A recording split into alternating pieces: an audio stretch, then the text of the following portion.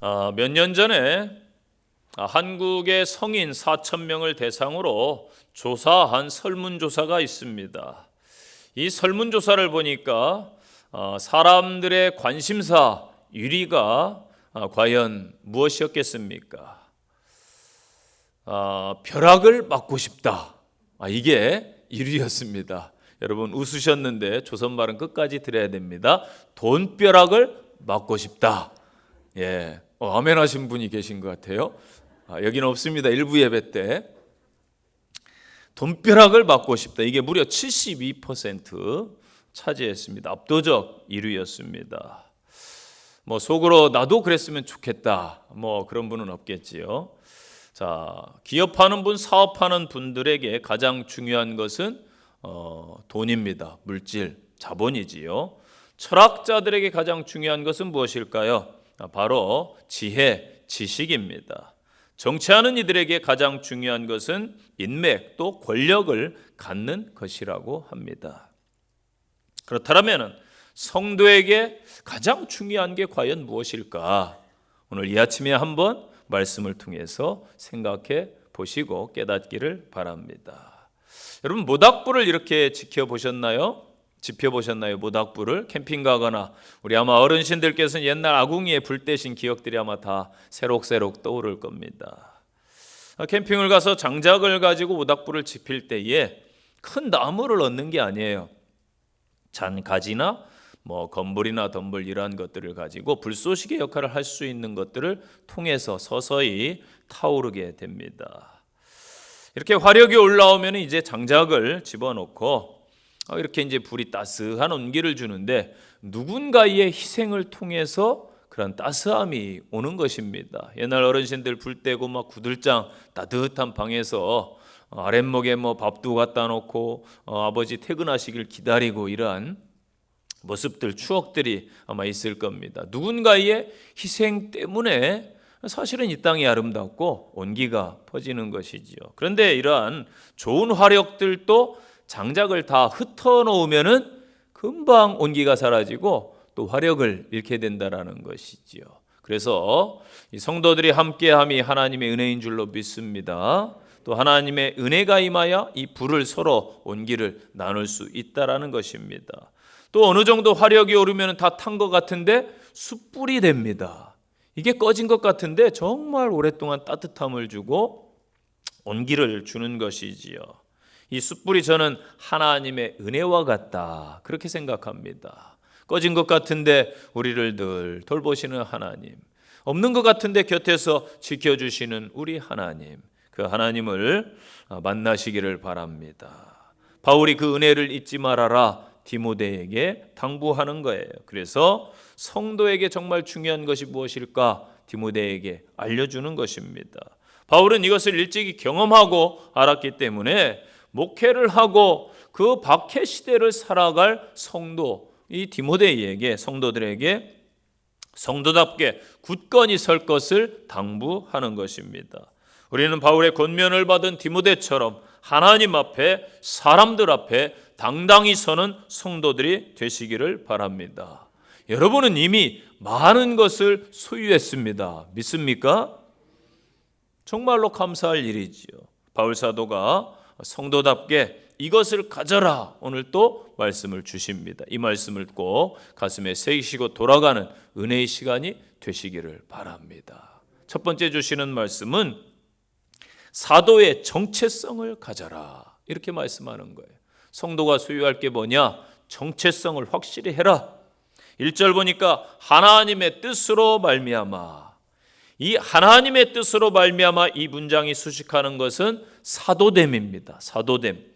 바울 자신의 사도권은 자신의 노력, 힘, 지혜의 능력에 있는 것이 아니고 전적으로 하나님의 의지, 하나님의 작정하심, 하나님의 불러주심이다. 그것을 분명하게 밝히고 있죠. 갈라디아서 1장에서도 분명히 1절에 그 서두에 딱 시작합니다. 바울은 이것을 통해서 이 바울의 사도권에 그 당시에 반대하던 자들에 대해서 반박을 하고 디모데에게 내가 계승할 사도직을 귀하게 여겨라. 아멘. 저와 여러분이 하나님의 성도됨, 하나님의 자녀됨을 내가 예수 믿어서 된 것이 아니고 하나님이 불러주신 은혜인 줄로 믿으시기를 바랍니다. 그러면서 바울이 그리스도 예수 안에 있는 생명의 약속대로 그리스도 예수의 사도된 나다, 바울이다, 그렇게 표현하고 있습니다. 예수와 바울 사이에 뭐가 있다고요? 생명의 약속이 있다. 이 생명의 약속을 통한 결속된 존재를 나타내는 것입니다. 이 생명의 약속은 예수님의 십자가와 부활을 통해서 모든 믿는 자에게 주시는 하나님의 구원의 약속인 줄로 믿습니다. 그래서 하나님을 만나고 예수님을 만나야 영원한 생명, 참 생명을 수유하는 줄로 믿으시기를 바랍니다. 이 땅의 사람들이 생명을 몰라요. 그래서 바울이 디모데에게 내가 부름받은 정체성을 가지고 이 하나님의 약속의 생명을 전파하는 사람이 되어라. 아멘. 저와 여러분에게도 이 귀한 생명의 사명을 주심에 감사하는 성도들이 되시기를 바랍니다. 바울이 가졌던 이 사도의 직분이 오늘날 성도의 직분입니다. 성도의 정체성을 분명히 하라는 것입니다. 성도는 세상 가운데서부터 불러냄을 받은 무리들입니다. 하나님께서 죽어 마땅한 저와 여러분을 죄 가운데서 불러내셨습니다. 믿습니까? 감사하시기 바랍니다. 그렇게 우리는 하나님이 친히 부르신 백성들, 대통령이 불러서 일하는 사람들이 대통령실에 근무합니다. 이들은 자부심이 대단합니다. 아무나 불러서 일하는 게 아니고 우리나라에서 뛰어난 사람들, 똑똑한 사람들, 각 분야에서 최고의 사람들만 불러서 곁에서 두고 일할 수 있게 하는 것이지요. 천국 백성들도 하나님께서 이 땅에서 사명을 감당하라고 부르신 줄로 믿습니다. 그런데 하나님께서요, 아무나 부르시는 게 아니에요. 여러분께서 하나님 나라에 맞는 기준자이기 때문에, 적합한 사람이기 때문에 부르신 줄로 믿습니다. 왜 부르셨나요? 사명을, 하나님 나라를 세우라고 부르신 줄로 믿습니다. 그런데요, 오늘날 목회자와 성도들이 이 자부심이 흐려져 버렸습니다. 사명이 흐릿하면은 일도 대충 하는 거예요. 직장인이 회사를 사랑하지 않는 것은 그 회사에 열정이 없다는 것입니다. 목적이 없다는 것입니다. 이런 사람은 언제든지 회사가 어려우면은 등지고 떠날 수 있는 사람입니다. 저와 여러분은 하나님 나라에 분명한 사명이 있는 줄로 믿습니다. 그 사명을 기쁨으로 감당하시기를 바랍니다. 바울이 온갖 박해 속에서도 하나님 나라의 사명을 기꺼이 감당했습니다. 이제 디모데에게, 오늘날 저희들에게 믿음을 감당하라고 당부하고 있는 것입니다. 9절 말씀 보세요. 하나님이 우리를 구원하사 거룩하신 부르심으로 부르심은, 아멘. 이 거룩하신 부르심, 원문에 보면은 역격으로 쓰여가지고요, 방편이 아니라 목적을 나타내는 단어입니다. 목적. 부르심의 이유와 목적이 무엇인가요? 거룩함에 이르러라. 너희들이 거룩함을 보여줘라. 믿습니까?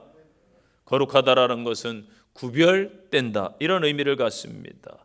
하나님으로부터 부름받은 성도는 하나님께 소속되어 있기 때문에 분명하게 세상과 차이점이 있고요, 구별점이 있습니다.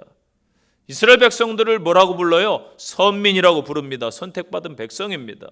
그럼에도 불구하고 성경에 보니까 하나님께서 무슨 규정을 주셨냐면은 나실인의 규정을 주셨어요. 특별히. 그래서 그 나실인들은 거룩한 삶을 살 것을 요구하셨습니다. 성도가 이 시대를 살면서 하나님 뜻대로, 말씀대로 살려고 하면은 사람들이 불편해할 것입니다.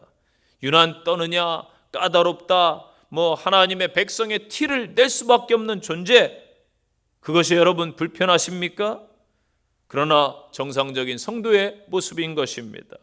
이 시대 속에서 성도라고 하면서 환영받고 세상 사람들이 너는 교회 다니는데 전혀 티도 안 난다, 불편하지 않아서 좋다라고 한다면은 결코 칭찬이 아님을 아시기를 바랍니다. 하나님의 자녀이기 때문에 지켜야 할 것에 대한 타협하지 않는 정체성을 확고히 하는 성도들이 되시기를 바랍니다. 우리는 예수님의 피값으로 구원받은 백성, 예수 그리스도의 제자입니다. 예수님의 제자다움을 보여주어야 됩니다. 예수님과 함께 십자가에 죽은 자들, 예수님과 다시 살아난 자들, 천국 소망을 분명히 가지고 있는 사람들입니다. 또한 성도는 하나님의 사람입니다. 하나님이 부르시고 하나님이 사용하시고 하나님이 이끌어 가시는 인생인 줄로 믿습니다. 그렇기에 하나님만을 높이고 하나님만을 예배하는 예배자가 저희들입니다. 그래서 우리의 삶의 온전한 목적은 바로 하나님 한 분이십니다. 하나님의 영광 위에 살겠습니다. 이 아침에 이 믿음의 고백으로 정체성을 확고히 하셔서 승리하는 성도들이 되시기를 바랍니다. 두 번째 주시는 말씀, 청결한 양심을 소유해라. 신원서판이라는 말을 들어보셨지요? 용모, 언변, 글씨, 또 판단력 등 인재 등용의 기준을 의미합니다. 이 말의 유래는 당나라 정권을 잡았던 태종이 이제 기득권 세력을 견제하고 인재를 등용하고자 과거 제도를 실시하게 됩니다.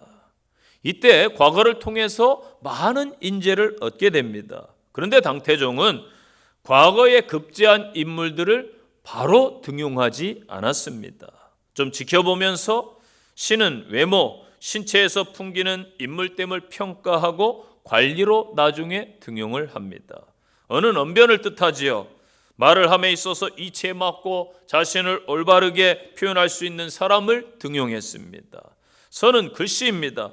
글씨는 곧 자신의 인격을 나타내고 얼마나 학문에 정진했는지 알아볼 수 있는 척도입니다. 그것을 보고 나중에 등용을 했지요. 판은 판단력입니다. 사물의 옳고 그름과 일처리를 판단하는 능력, 사람을 분별하고 대하는 능력을 보고 훗날 나중에 등용을 했다고 합니다. 그래서 오늘날 대기업이나 이런 데 보면 수습기관이라는 게 있어요. 필요한 것이지요. 사람을 평가하고 판단하는 것은 참으로 어려운 일입니다. 사람은 지혜로운 만큼 어리석을 수 있고요. 진실한 만큼 때로는 거짓도 행할 수 있습니다. 사람만큼 참 복잡한 존재가 없더라고요. 아마 여러분들도 저에 대해서 그렇게 생각하실 거예요. 도대체 전 목사님의 속을 모르겠어. 저도 마찬가지예요. 목회하면서 성도들을 대체 모르겠어요. 알다가도 모르겠어요. 늘 목회하면서. 이게 사람입니다. 복잡하지요. 그래서 바울은 디모데와 오늘의 성도들에게 당부하는 거예요. 청결한 양심을 가져라. 3절, 나의 밤낮 간구하는 가운데 쉬지 않고 너를 생각하여 청결한 양심으로 조상적부터 섬겨오는 하나님께 감사한다. 아멘. 여기서 청결한 양심은 순수한, 깨끗한 의미입니다. 하나님의 복을 누리고 받기 위해서는 깨끗한 성도가 되어야 됩니다. 사람이 바로 되어야 된다는 것이지요. 이 현대 사회의 병폐는 제도나 조직에 문제가 있는 게 아닙니다. 제도나 조직은 잘 갖추어져 있는데 그것을 운영하는 사람들이 문제라는 거예요. 그래서 공산주의도 얼마나 좋은 이론입니까? 독재자가 운영하니까 문제가 되는 것이지요. 그러다 보니까 아무리 제도나 조직을 잘 만들어도 이 불신이 끊이지 않는 것입니다. 청결한 양심을 판단하는 기준은 하나님을 수단으로 삼지 않고 목적으로 삼고 섬기는 것입니다. 예배를 목적으로, 찬송을 목적으로, 기도를 하나님과의 관계의 목적으로 삼는 그러한 깨끗함입니다. 우리는 늘 양심이 깨끗해야 됩니다. 우리는 부족해서 스스로 보기에도 하나님 보시기에도 완전히 깨끗하다고 말할 수 없지만은 늘 청결함을 위해서 최선을 다하는 저와 여러분이 되시기를 바랍니다. 여호수아 24장에 보면은 여호수아의 고백이 나옵니다. 너희 섬길 자를 오늘 택하라. 나와 내 집은 오직 여호와만을 섬기겠노라. 아멘. 이스라엘 백성 앞에서 여호수아는 자신 있게 외쳤어요. 내가 지금까지 하나님을 잘 섬겼다. 백성들을 잘 섬겼다. 사무엘도 백성들 앞에서 자신 있게 자신의 삶에 대해 고백했습니다. 사사직을 내려놓고 이제 선지자직을 내려놔야 될 그때에 그렇게 고백합니다. 사무엘상 12장 3절 말씀입니다. 내가 여기 있나니 여호와 앞과 그의 기름 부음 받은 자 앞에서 내게 대하여 증언하라. 내가 누구의 소를 빼앗았느냐? 내가 누구의 나귀를 빼앗았느냐? 누구를 속였느냐? 누구를 압제하였느냐? 내 눈을 흐리게 하는 뇌물을 누구의 손에서 받았느냐? 그리하였으면 내가 그것을 너희에게 갚으리라 하니 백성이 이르되 당신이 우리를 속이지 아니하였고 압제하지 아니하였고 누구의 손에서도 아무것도 빼앗은 것이 없나이다 하니라. 아멘. 저는 이 땅의 정치인들이 좀 사무엘 같았으면 좋겠다 생각을 해봤어요. 너도 나도 몰래 뇌물을 받고 잘못된 판결을 하고 뭐 여야 할 것 없이 정권만 잡으면 똑같으니까 이게 문제가 되는 것이지요. 왜 이렇게 되었을까요? 청결한 양심이 아니라 디모데전서 4장 2절 말씀처럼 화인 맞은 양심이 되었기 때문입니다. 양심이 더럽혀졌고 양심이 마비되어 있으니까 그 기능을 못하는 것입니다. 사람의 모습은 갖추고 있지만은 짐승과 다름없는 그러한 모습인 것이지요. 예수님께서는 산상수훈을 통해 분명히 말씀하셨습니다. 마음이 청결한 자는 복이 있나니 그들이 하나님을 볼 것이며. 아멘. 청결한 마음은요 하나님을 볼 수 있는 마음이라는 것입니다. 그러나 화인 맞은 양심은 하나님을 볼 수 없을 뿐더러 반드시 엄한 심판을 받게 되는 것입니다. 한나 아렌트가 쓴 유명한 책이 있지요. 예루살렘의 아이히만. 이 책을 통해서 한나 아렌트는 악의 평범성을 설파했습니다. 생각하거나 말하는데 무능력하다면 누구나 아이히만이 될 수 있다라고 말했습니다. 히틀러의 유대인 학살을 실무적으로 담당했던 이 아이히만이 모사드에게 잡혀가지고 긴 추적 끝에 예루살렘에서 재판을 받게 됩니다. 그때에 재판정에서 일관되게 자기는 상부에서 시키는 것만 했다라고 진술을 합니다.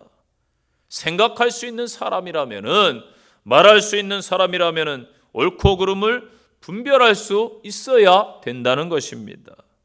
아이히만은 자신이 한 수많은 그 행동이 수많은 사람을 죽이는 것임에도 불구하고 조금도 주저하지 않고 나는 죄가 없다, 상부의 명령에 따라서 나는 했다라고 자신의 양심을 속였다라는 것입니다. 이 재판을 참관한 한나 아렌트는 이 아이히만의 뻔뻔하고도 일관된 태도를 보고 그렇게 말했습니다. 악은 우리가 생각하는 것처럼 어마어마한 것이 아니다. 우리의 일상 속에 평범하게 자라나고 있다. 이 악을 제거할 유일한 방법은 우리가 배운 것을 양심에 따라 행동하는 것이다 라고 이야기했습니다. 바울은 믿음의 아들 디모데가 하나님의 사명을 감당함에 있어서 정결한 양심을 가지고 일할 것을 권고합니다. 우리는 믿음이 무엇인지 알고 배워왔습니다. 그러나 실제 행동으로 나타내지는 못하고 있지 않습니까? 사람의 마음을 볼 수가 없지요. 그러나 여러분 느낄 수가 있어요.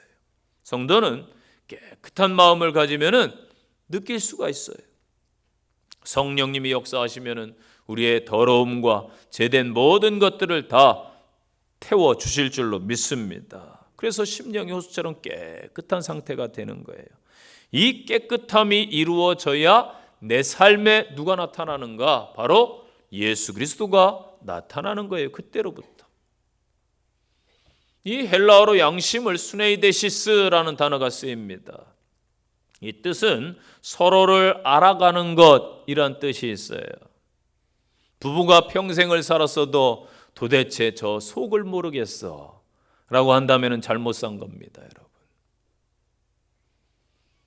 성도들이 30년, 40년 신앙생활 했는데 하나님과의 관계가 서로 끊어져 있다.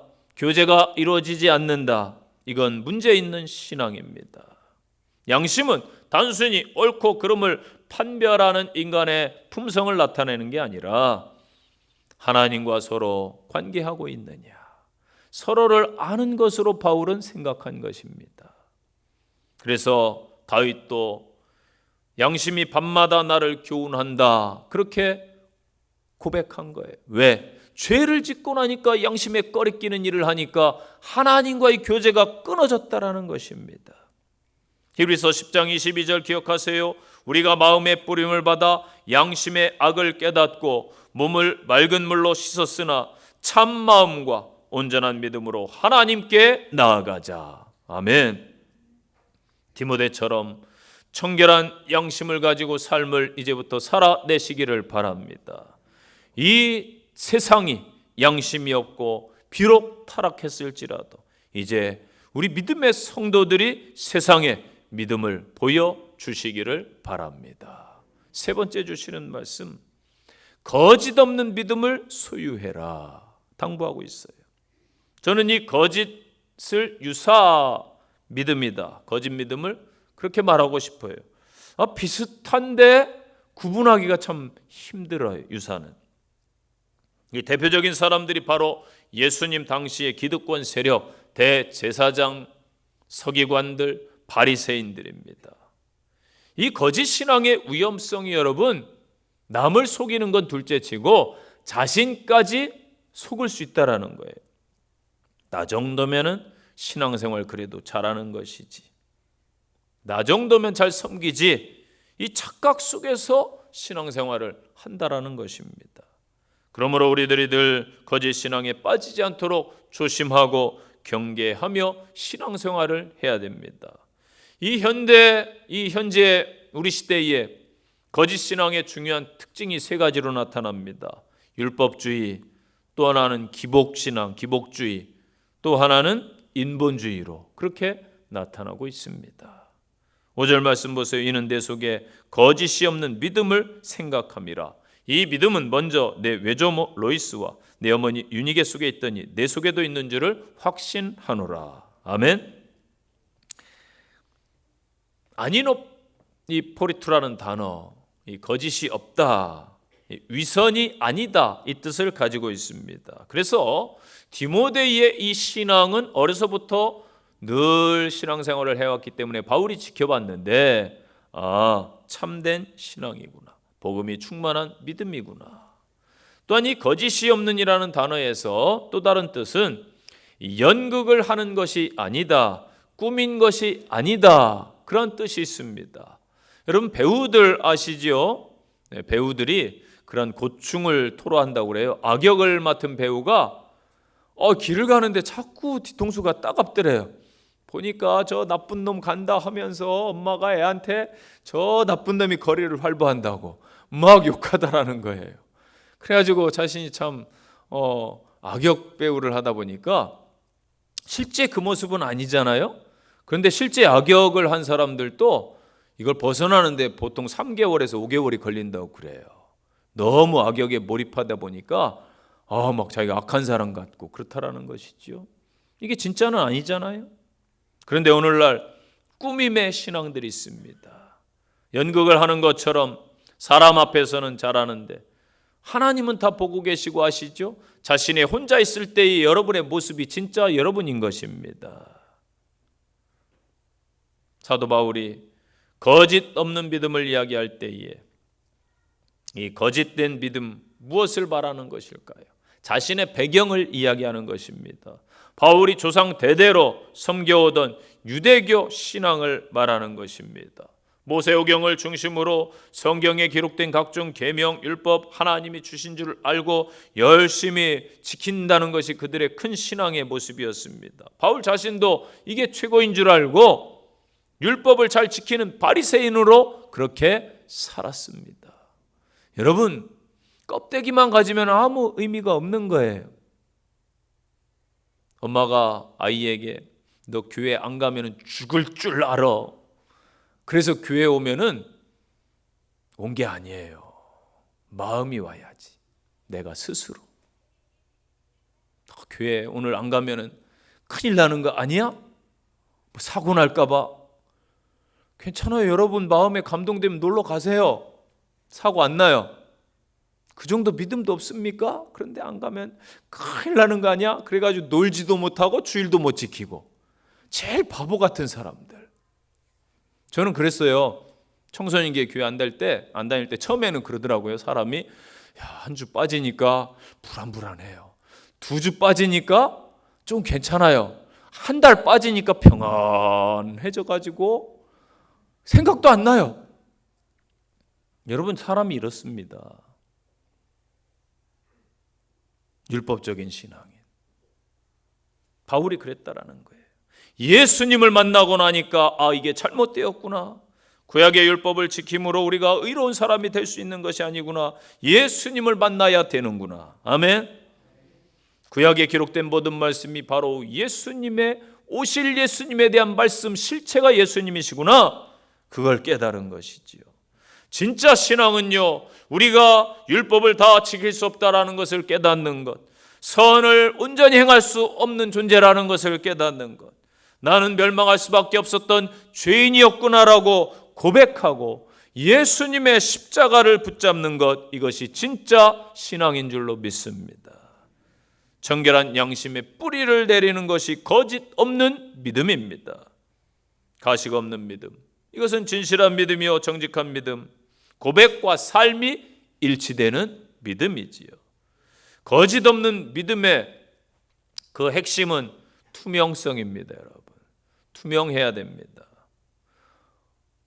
맑고 투명한 사람들이 성도들인 줄로 믿습니다.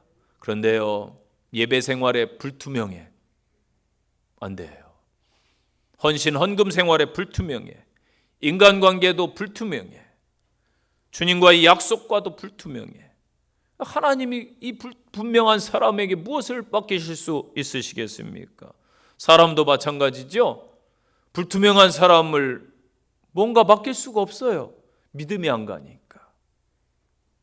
그래서 거짓 없는 믿음은 하루아침에 생기는 게 아니죠. 디모데가 그 거짓 없는 믿음을 소유한 데에는 할머니 로이스, 어머니 유니게, 그리고 디모데 3대에 걸쳐서 형성된 것입니다.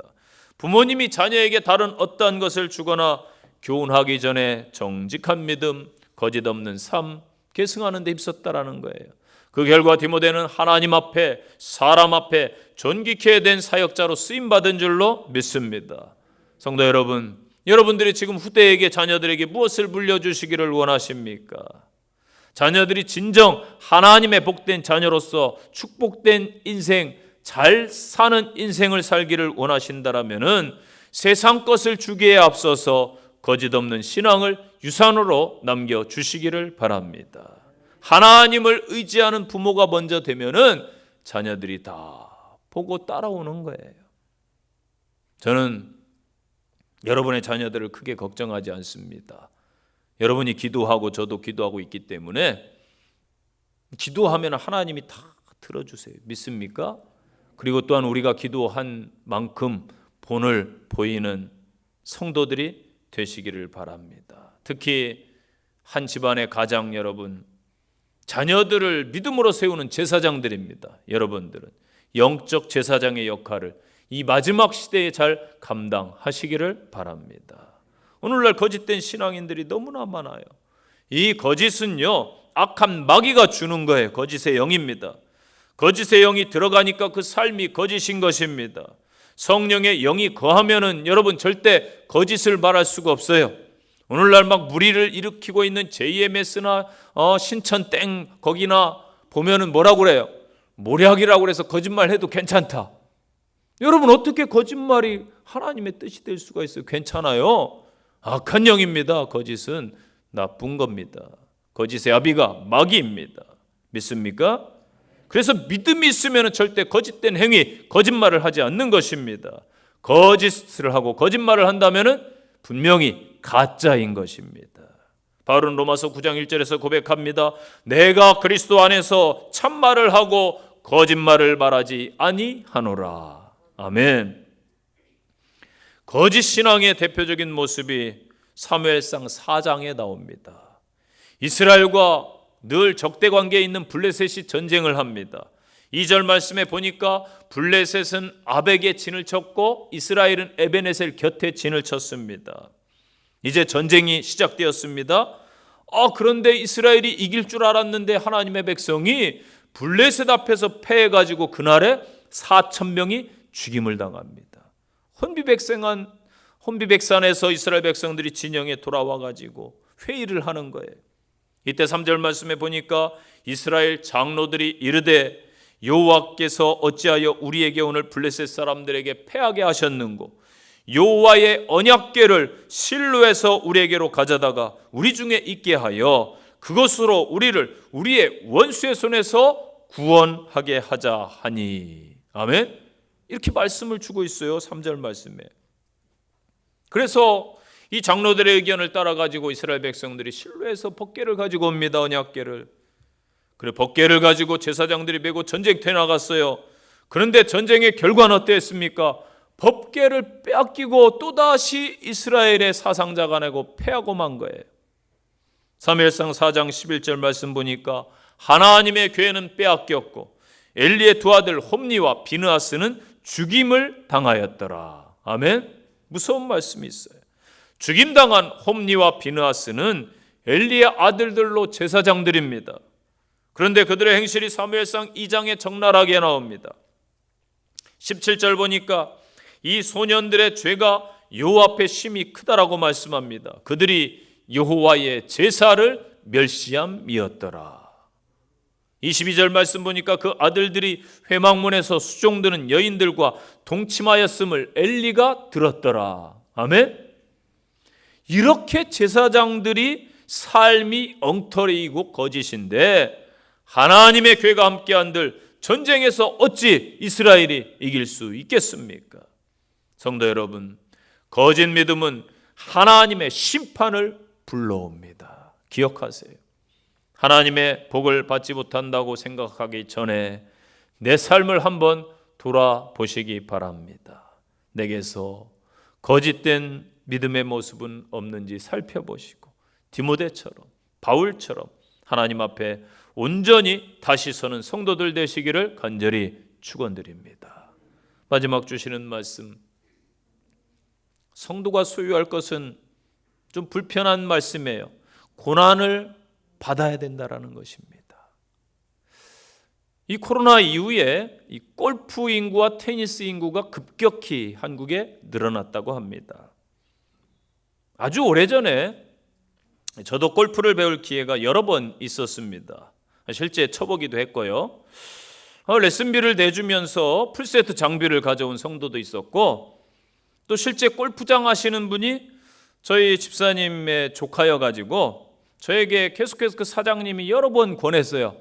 나중에 또 필요할 수도 있습니다, 목사님. 골프 한번 배워보시죠. 그래가지고 너무 권하니까 미안하기도 해서 찾아갔어요. 그래가지고 골프를 제가 쳐보니까 너무 잘 치는 거예요. 너무 잘 쳐가지고 이 사장님도 놀랐어요. 아니 진짜 소질 있다고.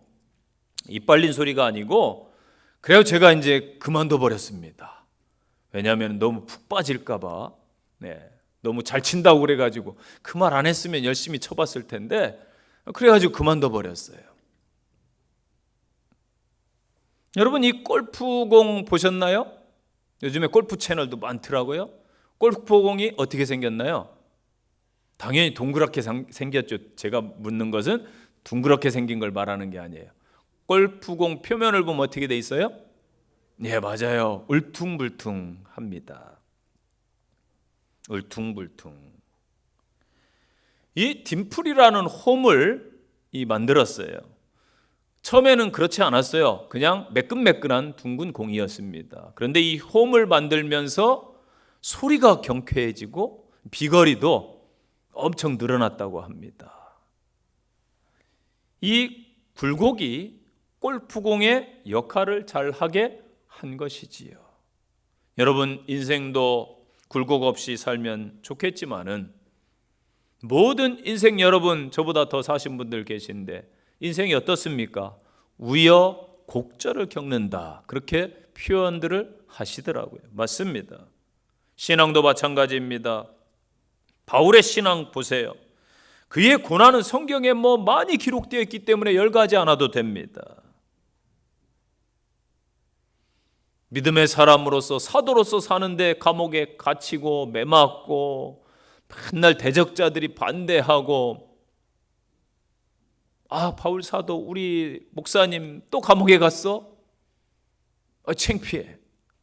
그들은 그러지 않았어요. 내가 갇힌 것을 부끄러워하지 말아라. 바울이 심히도 허약했습니다. 심히도 허약했어요. 몸이 하나님께 기도했는데 고쳐주시지도 않아요. 우리 목사님 너무 연약해, 창피해. 그들은 그러지 않았습니다. 저는 감사하게도 365일 아프지는 않습니다. 몇 년에 한 번쯤은 아플 때가 있더라고요. 여러분들이 많이 기도해 주셔서 감사하게도 잘 회복되었습니다. 감사를 드려요. 여러분도 마찬가지죠. 살다 보면 코로나에 걸릴 수도 있고 사고를 당하기도 아프기도 합니다. 바울이 그러한 존재였어요.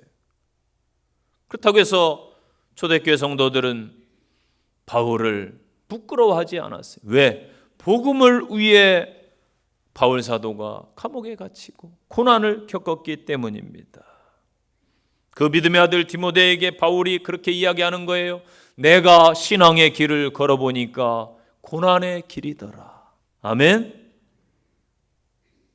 성도답게 살려면은 고난을 겪고 받아들일 줄 아는 성숙한 성도가 되라는 거예요. 초대교회 성도들은요, 예수님을 믿는 순간부터 당연하게 고난을 받는 것으로 알았어요. 왜? 믿음의 선배들을 보니까 박해를 받거든요.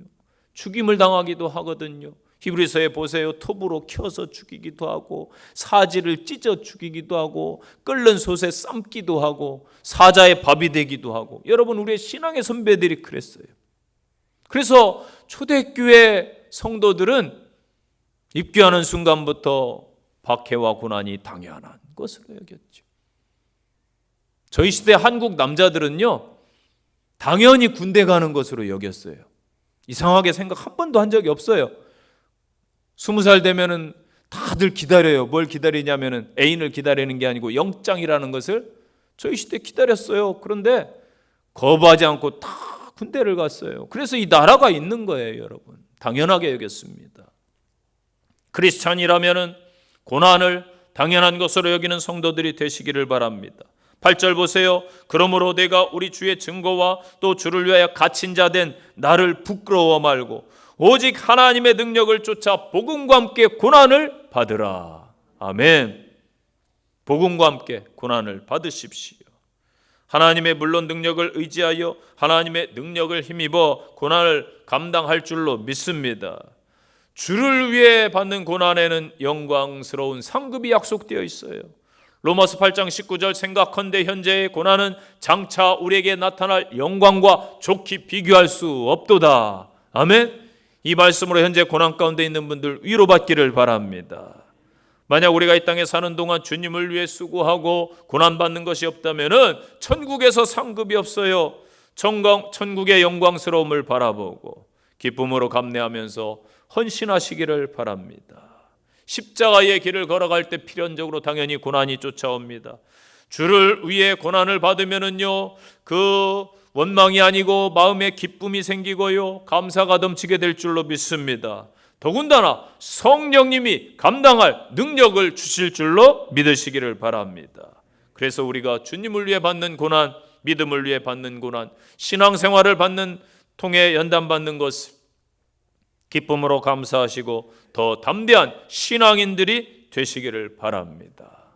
현대인들이요, 예전보다 더 많이 월등히 공부했습니다. 많이 배웠어요.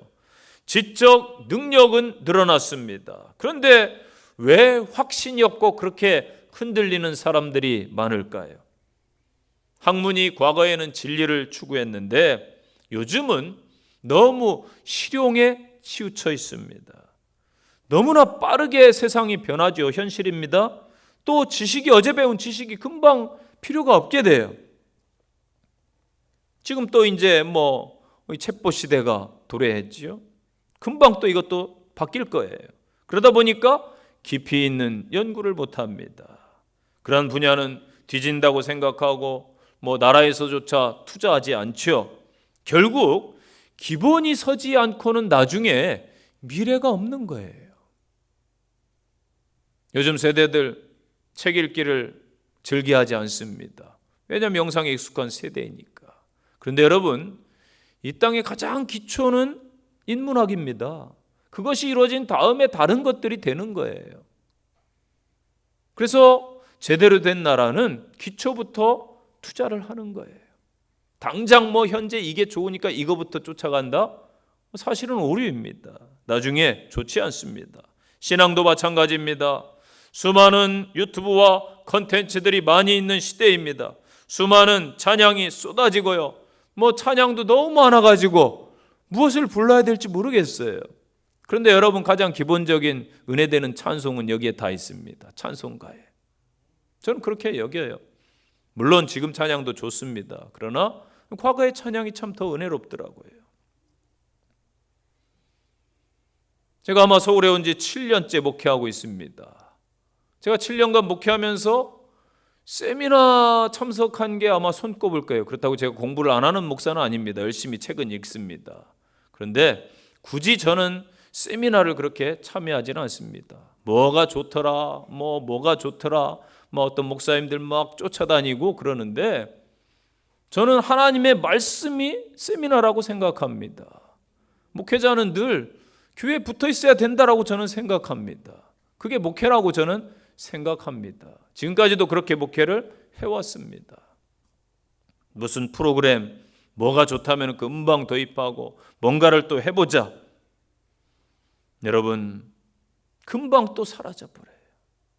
진리는 늘 그대로이고 진리는 변함이 없는 줄로 믿으시기를 바랍니다. 십자가의 길은요, 영광 이전에 대가를 치러야 되는 거예요.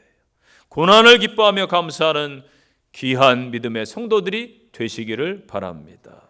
베드로전서 4장 12절입니다. 사랑하는 자들아, 너희를 연단하려고는 불시험을 이상한 일 당한 것 같이 이상히 여기지 말고 오히려 너희가 그리스도의 고난에 참여하는 것으로 즐거워하라. 이는 그의 영광을 나타내실 때에 너희로 즐거워하고 기뻐하게 하려 함이니라. 아멘. 초대교회 성도들은요, 고난을 회피하지 않았습니다. 성도로서 겪는 고난은 자신이 예수님의 소유라는 그 확인점이었어요. 내가 이제 예수의 사람이 되었구나. 그래서 고난이 많은구나. 고난은 여러분 죄 때문이 아니라 예수를 따르는 믿음 때문에 있는 것입니다. 고난 앞에서 좌절하거나 낙심하지 마시기 바랍니다. 하나님을 더욱더 신뢰할 수 있는 기회, 하나님을 의지하는 기회가 될 것입니다. 하나님은 어떤 순간에도 나와 함께 하심을 굳게 믿으시기를 바랍니다.